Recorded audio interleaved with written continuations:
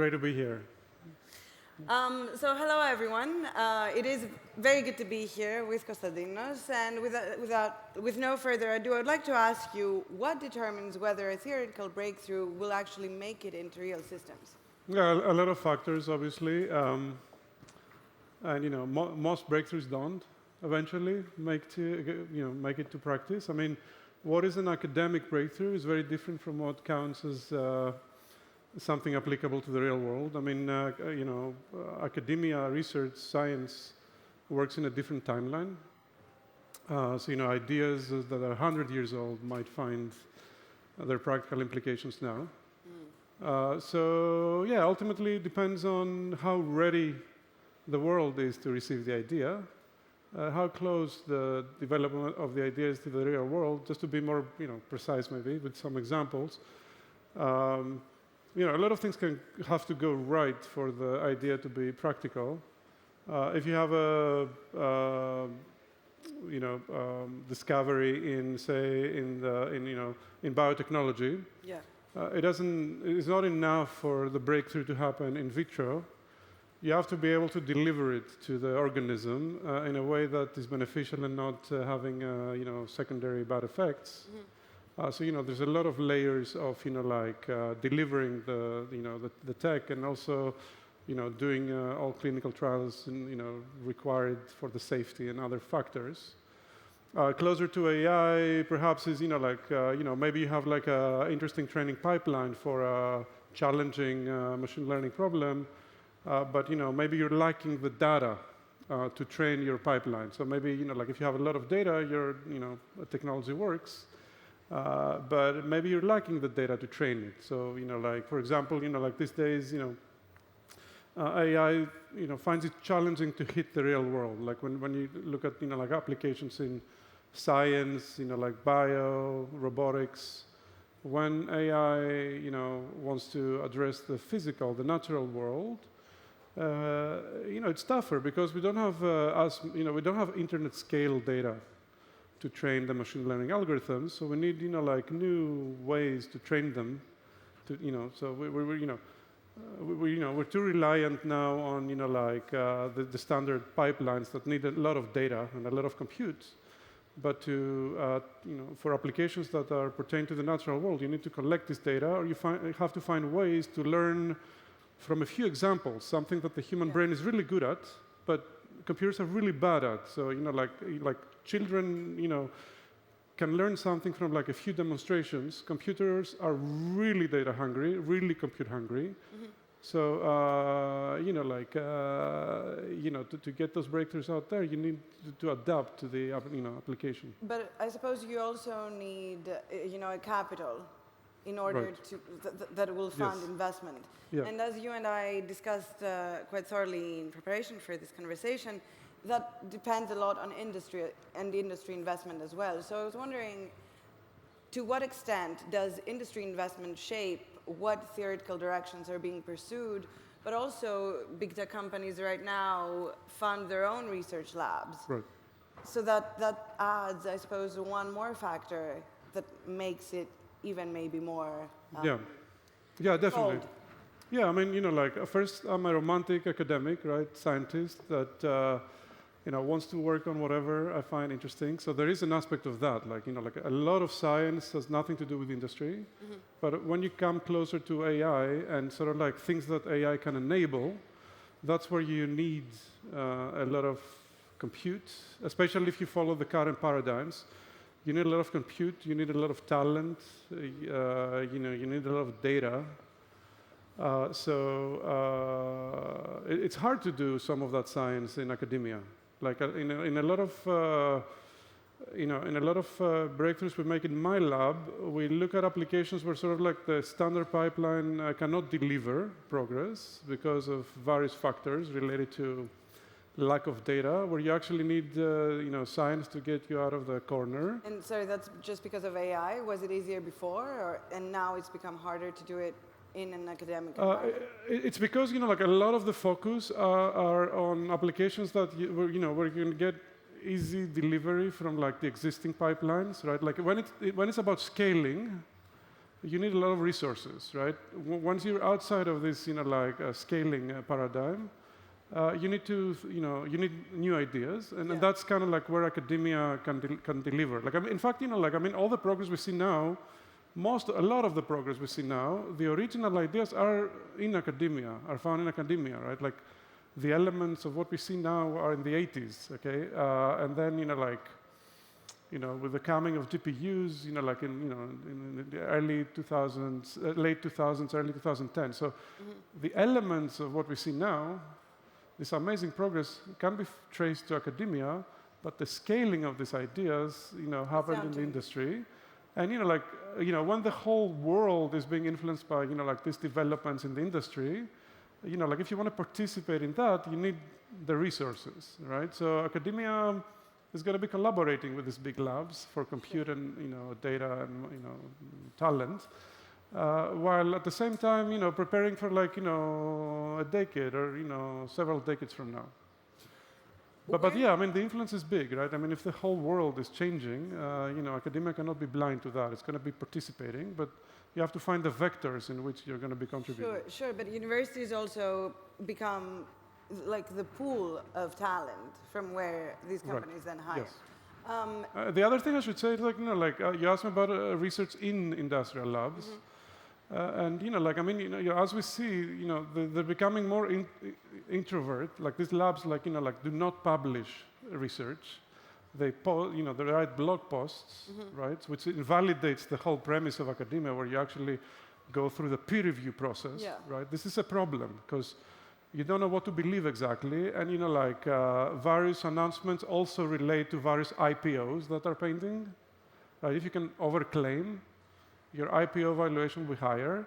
So there's no peer review process, right? These are all, a lot of the most powerful texts, mythos and some, amazing, models that, OpenAI uses to prove math conjectures are behind the curtain, right? So, and we don't know, I mean, we haven't evaluated them properly, right? So that's one thing. The other thing, people say is if you want to see what OpenAI is not using, read the papers that OpenAI publishes. Okay, so what they publish is what they do not use.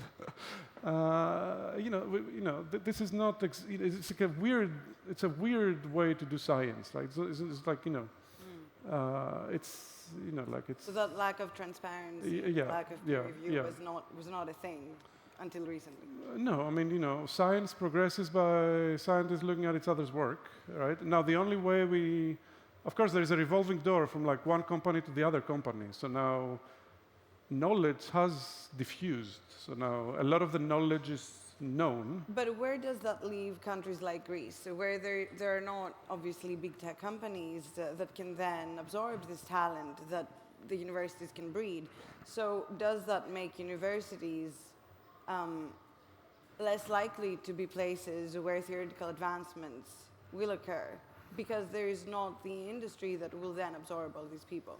Yeah, I mean, first of all, Greece should be plugged into the whole world. A lot of the knowledge is there. Now, when it comes to contributions that require resources, that's a place where we cannot possibly compete with big countries, and so we have to carve out a space for us, where we can play without the resources that others have. Is that that's feasible? Point number one. It is feasible. Yeah, it is feasible for sure. I mean, I'm a co-founder of Archimedes AI Research Center, which is trying to help in this direction by connecting Greek academia to the Greeks of the diaspora, academic diaspora. So again, they would have to leave the country. No, they can collaborate with, they just have to be like citizens of the world in science. That's one thing. Obviously, keeping the talent in Greece is a difficult proposition, right? Because there's so many opportunities abroad. So, coming back to your question, we need the tech industry to absorb, we need there to be a tech ecosystem to potentially absorb that talent. Otherwise, it's hard to justify why do a PhD in Greece and not go abroad. Sure. So, a lot of the countries who wanted to develop. In fact, and it's like it can be a positive circle, right? Like like to enable the tech ecosystem, you need academia, but also like for it to be reasonable to do a PhD here, you need the tech industry. So you have to jumpstart this cycle, this positive cycle. Yeah. It's a beneficial cycle. When it comes to AI, do you think that there are industry investments that actually slow down progress? And if so, what would those be? And where do you think that the theory could be turned into practice and practical intelligence if there was an obvious commercialization of that theory? Yeah, I mean, as I said, like the cycle of the private sector is much shorter. It's like the next funding round, the IPO, whatever the shareholders want. The cycle of academia is longer, and that changes what problems you look at. Like if scale can deliver for you, you're just going to pursue scale. This is what we see happening. Academia is going to work in a different time scale. If all the channels are like jammed by like this well-funded private companies that can do a lot of PR and so on and so forth, it takes away from looking at other important problems that remain underlooked, right? I mean, such as? I don't know, many examples, right? But like, for example, we're all talking about, like the existential threat from like AI taking over the world. And we're not thinking about the climate. Like climate is an obvious thing that is going to be disastrous if we don't deal with it. And nobody pays attention. Like there's like a gazillion conferences about AI. How many conferences have we been to about the climate change? Or about perhaps how AI can help in the climate change? But there's the argument that AI actually makes it worse. There is that argument too, yes. Because, of course, it's very compute intensive, right? So that's number one. Like number two is like, like coming back to the scale and, the data and the compute intensity. An important thing is how to make these things more efficient. How to look at different architectures, different ways to train things that are more efficient. Like as I said before, a child can learn a new task after a few demonstrations. And AI is really bad at that. Right? We need like a trillion parameter model trained, like in thousands of GPUs to learn a new task. Why?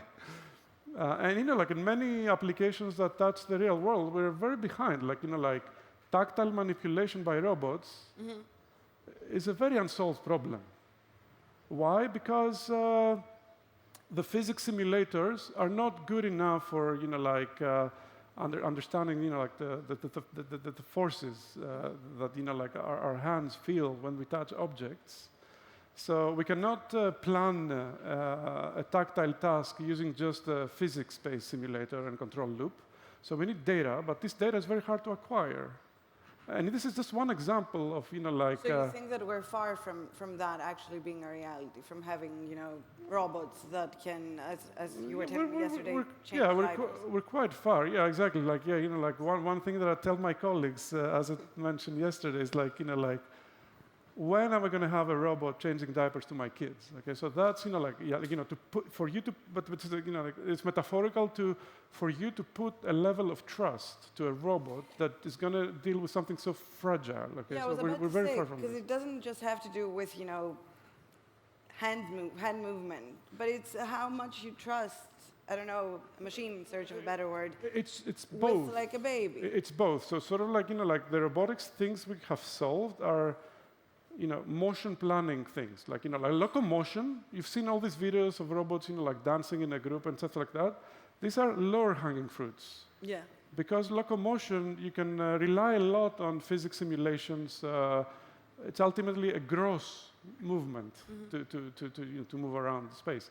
But to do fragile things like like changing diapers, washing the plates, like tidying up a table or whatever with objects, like these are like.